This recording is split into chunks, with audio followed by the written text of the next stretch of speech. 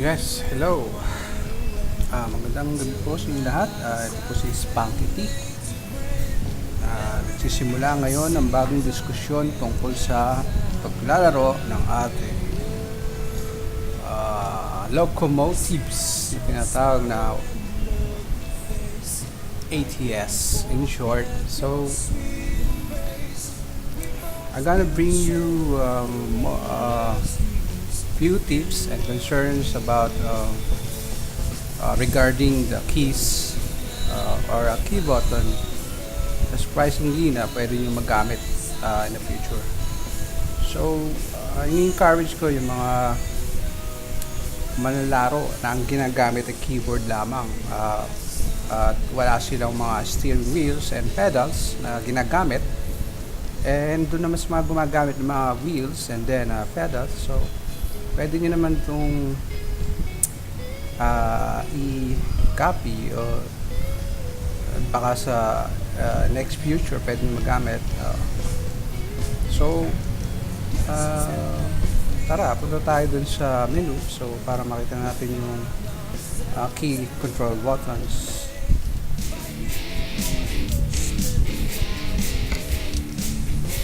As you can see right now, option overview, marami kayong pwedeng pagpilian dito. Mayroong graphics, audio, gameplay, search key buttons and controls. So ito yung sinasabi ko yung mga wheelers, no? So magamit ng mga wheels and pedals. If you are desiring to put an input like this, so dito lang kayo pupunta, click, and then totoo niya, napakadali, no? Na set up to instantly. You can set these settings right away.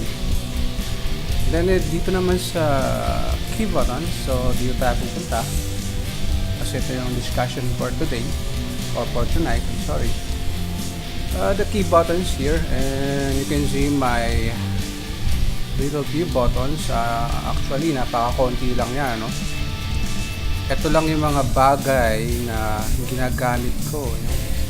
Talagang ginagamit ko kasi ito lang yung pinakamadaling gamitin. So, yung para sa akin yun ang kailangan.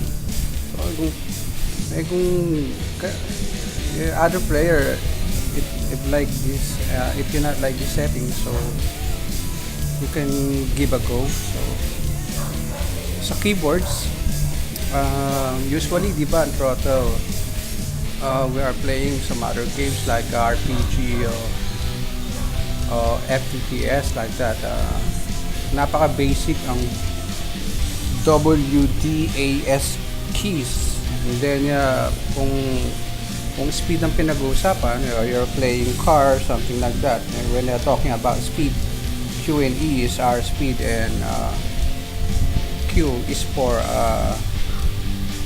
para mabagal, and then yung E is for adding speed. So wala naman pinagkaiba, so just binago lang naman siya.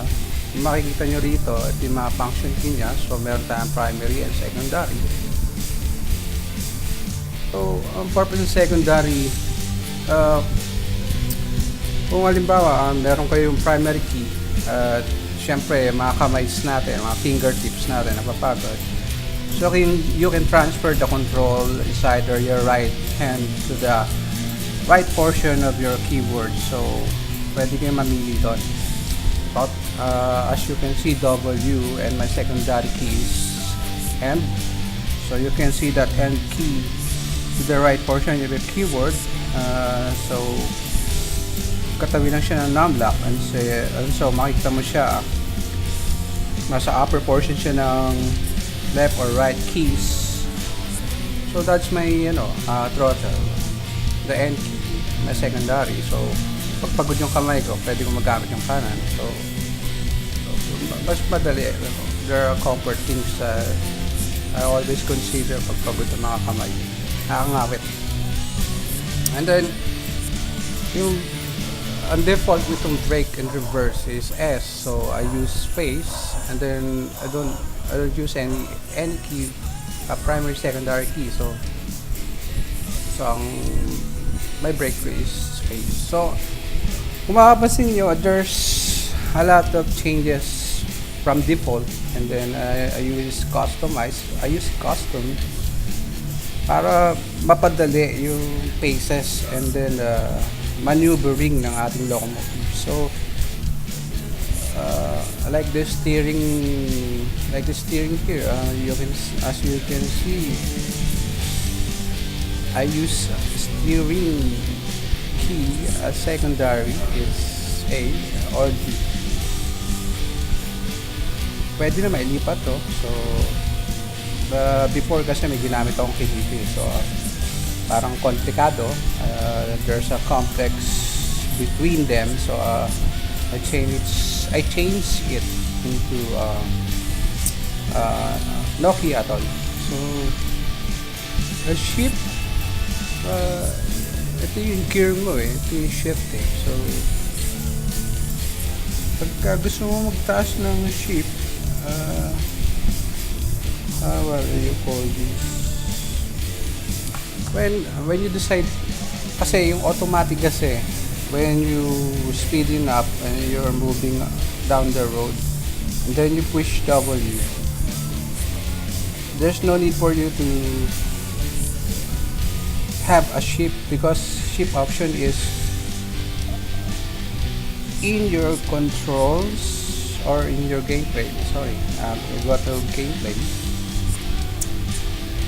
And then I have there na yes, as you can see, my transmission type is sequential, so you can choose either. If you are using a pedal and a wheel, you can use H shifter,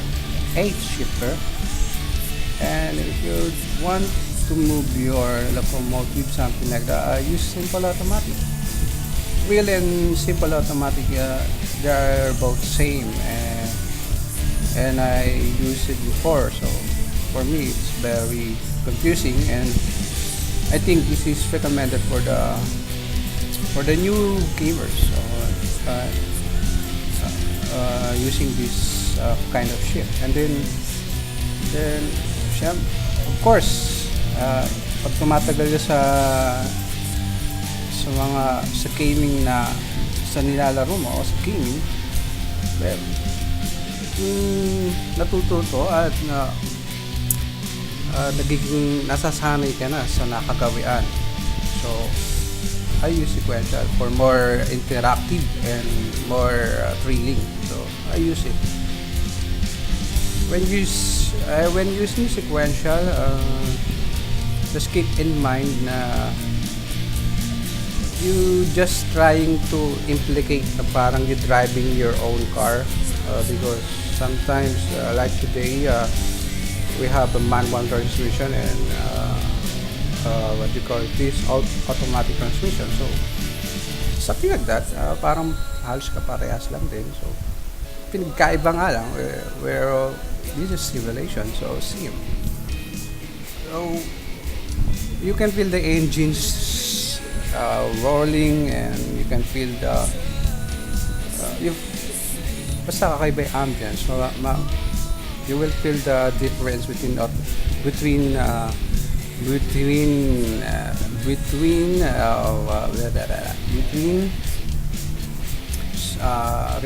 realistic or simple automatic shifter than sequential and edge shifter.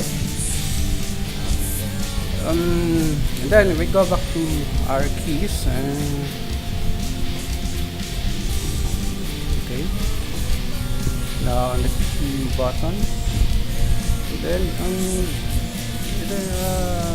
it's no big deal, no? When to mapapansin nyo, meron tayong neutral, and I make it an S or sometimes an arrow. Use a up arrow in the right portion of the keyboard, and then I use S as a intermediate, so you can surely press the S button immediately when you are hoping to stop your engine in a greater distance, nor in a pinaka uh, pinakadelikadong mangyayari habang ikaw ay nagmamaneho. So,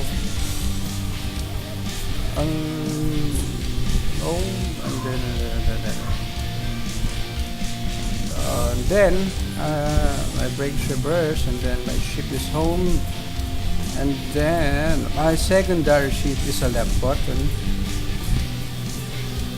Okay. And my shift, when you're trying to lessen down your shift or gusto mo bawasan yung gear mo, I choose my right button key. That's also in the right portion of my keyboard. And then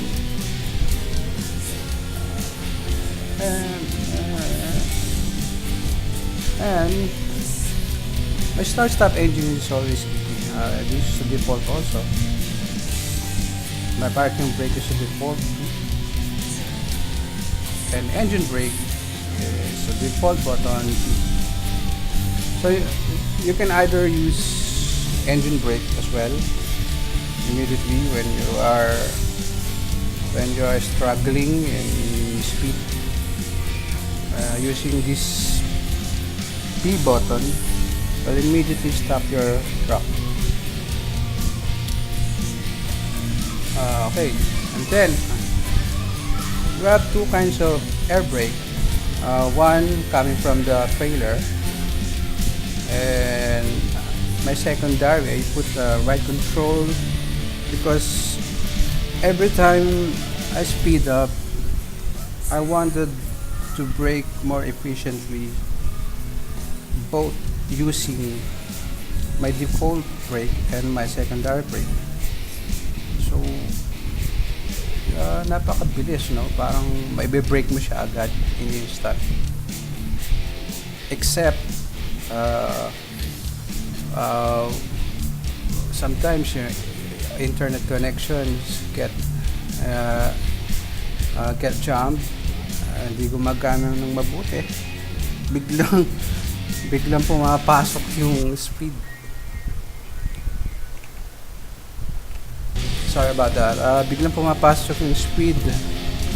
So, biglaan yung pangyayari. Magugulat ka na lang. Yung mga ibang sakyan na nasa harapan mo or sa other bangin, biglaan ang bubulusok. So, you have no control at all. And then, I think this retarder, I don't know this, just like I just been put it in automatic default way. Just leave it a default. Sometimes this retarder, the F shifter is very usable. So mga F shifter to, yung mga retarder. To lift drop axle, if you have a 4-wheel drive or 6-wheel drive, you can lift up these wheels para mabawasan yung lakas ng impact mo habang ikaw nagmamaneho. Inaangat niya ang mga gulong na yon para usually ginagamit yan sa mga heavy loaded kasi pag karagdagang karagdagang drive para mas lumakas yung paghila sa mga karga mo, lalo na kung mabigat. Yun. So, my left turn, right turn indicator, I put it in the right portion of my keyword again because just to make sure na mas madali ko siyang mailipat para makita ko kung ano yung mga sumusunod sa akin sa gilid, lalo na pag when you're entering roads, open roads with fast vehicle. It's very usable, it has a big purpose. Okay, may hazard is default F. Of course, the lights is default. Beacon on, that's mga default po yan. And then, wheel up. And all this. I use keyboard, no? I use mouse as also my primary. You can set it secondary din. Yung wheel up na to, ito yung wheels ng ating mouse. Pwede rin ito mag-decrease ng speed natin. So, sa cruise control. Ang cruise control kasi natin, itong C, halimbawa, when you press this C button, if your initial speed comes out with 50 kph, maintain yung speed na yan. That's why cruise control. And then, habang di mo siya ginagalaw, while using wheel up, you can decrease and increase the speed.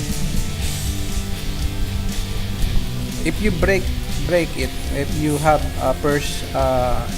if you use your brakes, it will automatically start with a new speed, and the C cruise control will not be effective. Hindi na siya effective, no? So cruise control, the C button will only effective without the interference of the brake. Okay. Dashboard display mode. So this is dashboard. I don't know this kind of, literally I don't notice, and then I just did it that way. I don't know the purpose. Maybe nakalimutan ko na siya kung paano siya gamitin. Hindi ko alam kung anong purpose niya. So let's go down here. Okay, dashboard map mode. Ito makikita mo naman itong mga to mga display mode and map modes on the right side portion of your screen when you're driving along the highway. So that's not a big deal. Ito tayo dito.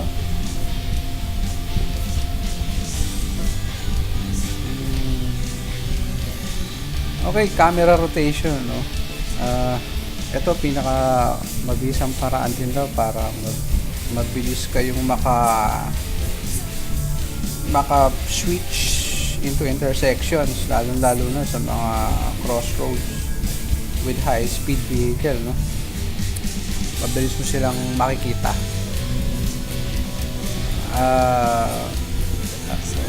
Where's that?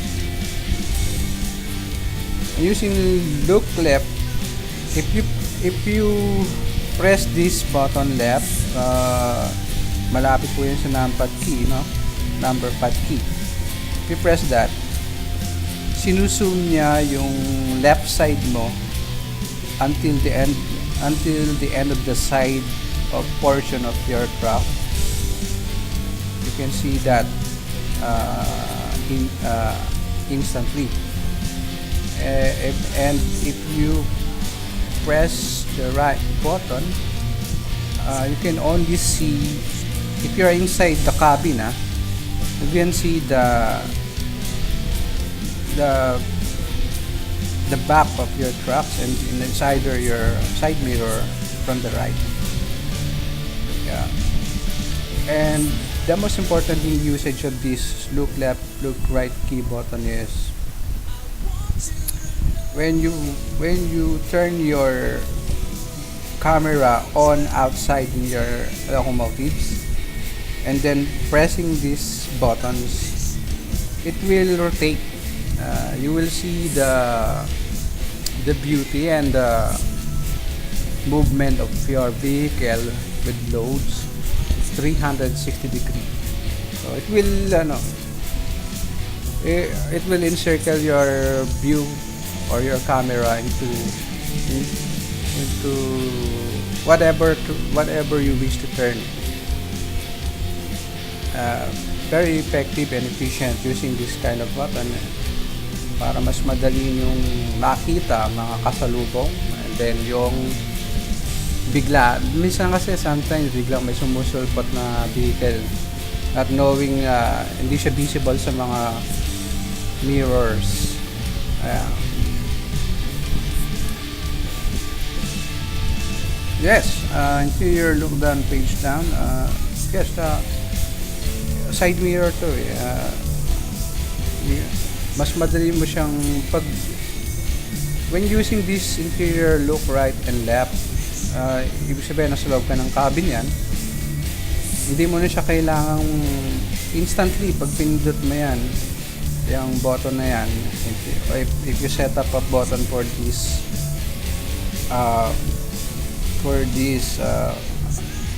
for your truck, you will see the right and left side of your kung meron kang masasagi, mabilis mo siyang makita.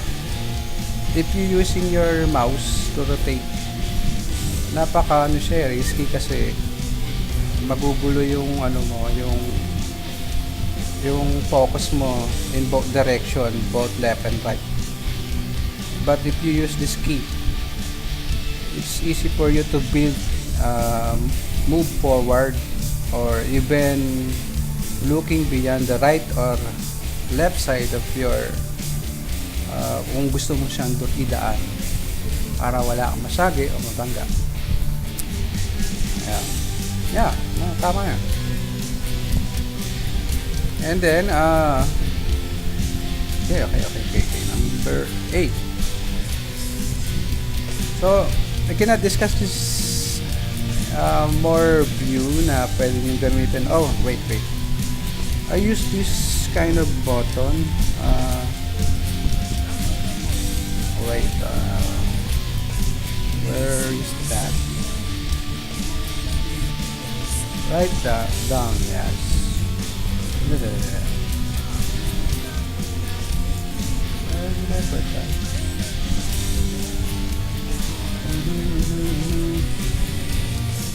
Wait. Camera, down, yes.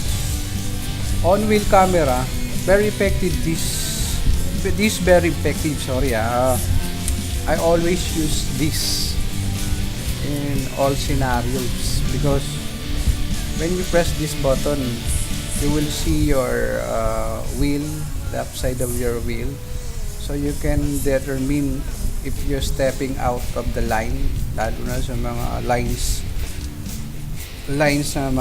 na ibig sabihin mga bold lines, double lines, which is sometimes very effective. And then lilinya ka ng maayos, makikita mo siya agad na para makapwesto ka ng madali. Or even in parking, when you park, mas lalo na you need this, and I tell you, very effective. And then where's the box? Yes, a backspace. That bumper camera, I set up na backspace to kasi malapit to sa right hand ko. So lahat ng mga view cameras ko and then mga signals ko nasa right side ng keyboard ko. As kung mapapansin nyo, ang controls lang ang nasa kaliwa, nasa left side ng keyboard ko. Maneuvering, nasa left side lahat. Ang controls ng signals and view cameras nasa kanan. So in short, that's the easiest way para madali mong ma-maneuver sa mga, lalo na sa mga edges, narrow roads, something like that,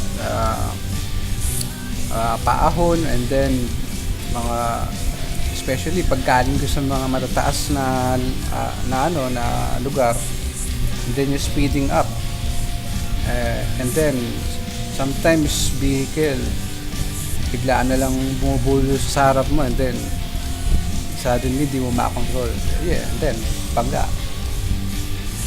That's why I use immediate keys that can prevent for all that situation.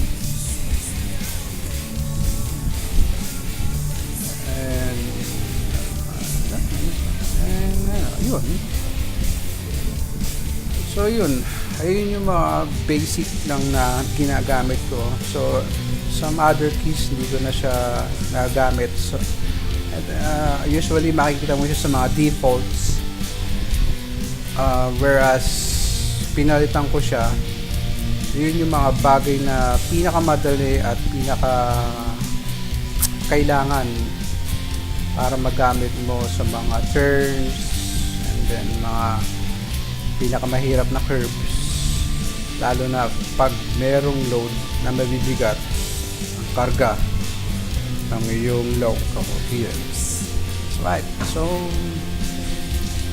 that's all for tonight. So I can no longer step more or maipaliwanag itong ibang mga keys kasi mga totoo lang di ko naman siya nagagamit. That's all. I hope you like it, and then alam ko in the future makakatulong to pagka gusto niyo nang gumamit ng mga mas interactive and most thrilling keys gusto niyo masubukan rather than mga basics. Okay, bye bye, this is Funky T, and hope for more tips and tricks dito lang sa Huawei.